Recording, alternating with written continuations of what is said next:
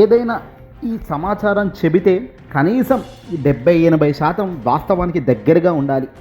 కొద్దిగా మసాలా యాడ్ చేస్తే ఏదో ఆ 10%, 15% ఉంటే సరిపోతుంది, వ్యూస్ని ఆకట్టుకునే మాదిరిగా. అంతేగాని అసలు మొత్తం లేని అంశాన్ని కొత్తగా క్రియేట్ చేయడం, లేదంటే ఎప్పుడో ఎక్కడో ఎవరో మరణించిన వ్యక్తిని సైతం ఇప్పుడు లేపి కూర్చోబెట్టి మాట్లాడించే కార్యక్రమం లాంటివి చేస్తేనే ప్రజలు చీకొడతారు, నవ్వుతారు. ఇది ఎవరు చేశారో చూస్తే నిజంగా మీరు షాక్ అవుతారు. ఆంధ్రప్రదేశ్లో ప్రధానంగా ఎల్లో మీడియా ఈనాడుకు సంబంధించి ఒక కథనం చూస్తుంటే చంద్రబాబు నాయుడు గారి ఖాతాల్లో వాళ్ళు వేయబోయే గోల్ అది రివర్స్లో వీళ్ళకే నెత్తికి తగిలింది. వాస్తవానికి ఏదైనా వార్తలు రాసే ముందు 1-2 సార్లు చూసుకోవాలి.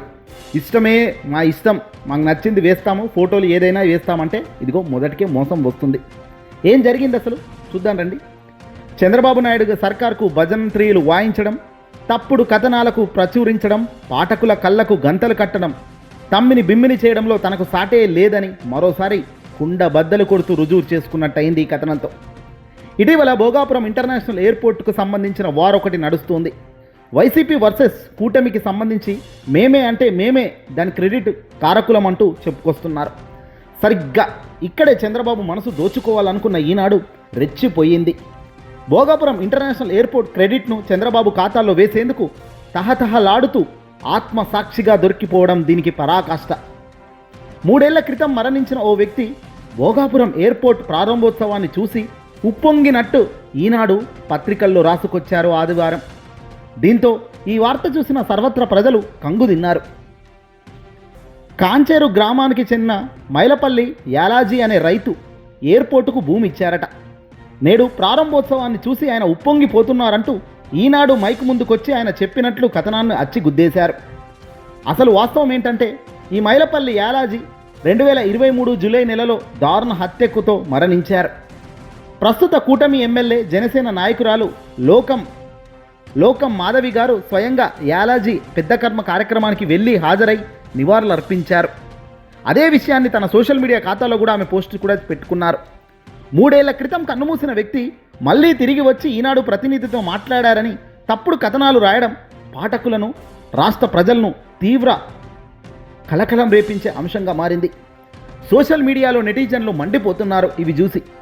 ఈనాడు వండి వార్చే అబద్ధాలకు ఇదో మచ్చక ఇలాంటివి ఎన్నో ఉన్నాయని సోషల్ మీడియాలో సటైర్లు పేలుతున్నాయి.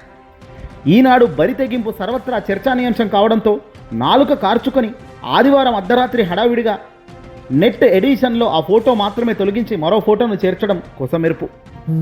ఇలాగే పట్టాభి కొట్టారు అంటూ ఆనాడు పాత ఫోటోలు ప్రచురించి ఇలాగే దొరికారు. ఇక వైసీపీ అధికారంలో ఉన్నప్పుడైతే ఈనాడు నిత్యం విషం చిమ్మడమే లక్ష్యంగా పెట్టుకుంది. నాడు తెలుగుదేశం పార్టీ నేత పట్టాభిని కస్టడీలో పోలీసులు కొట్టారు అంటూ, 3rd డిగ్రీ ప్రయోగించారు అంటూ పాత ఫోటోలను ప్రచురించి ఈనాడు నమ్మించే ప్రయత్నం చేసింది.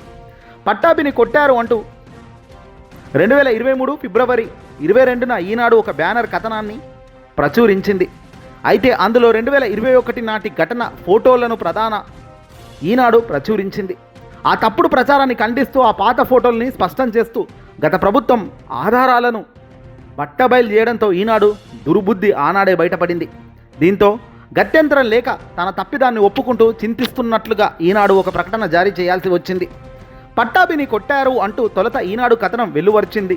కనీసం దాన్ని పెట్టిన వాళ్ళు నిర్ధారించుకోకుండా వెంటనే టీడీపీ అధినేత చంద్రబాబు నాయుడు, నారా లోకేష్లు ఆ వార్తను ట్వీట్ చేస్తూ వాళ్ళు ఆహా ఓహో అంటూ రెచ్చిపోయారు. పట్టాభిని కొట్టారు అంటూ కోర్టులో న్యాయమూర్తులకు కూడా ఆ ఫోటోలను సెండ్ చేశారు. అనంతరం వైద్యులు పట్టాభికి వైద్య పరీక్షలు నిర్వహించి అసలు ఎటువంటి గాయాలే లేవని, పూర్తిగా ఆయన ఫిట్గా ఉన్నారని ధృవీకరించేశారు. దీంతో ఈనాడు అసలు బండారం బయటబయలైంది.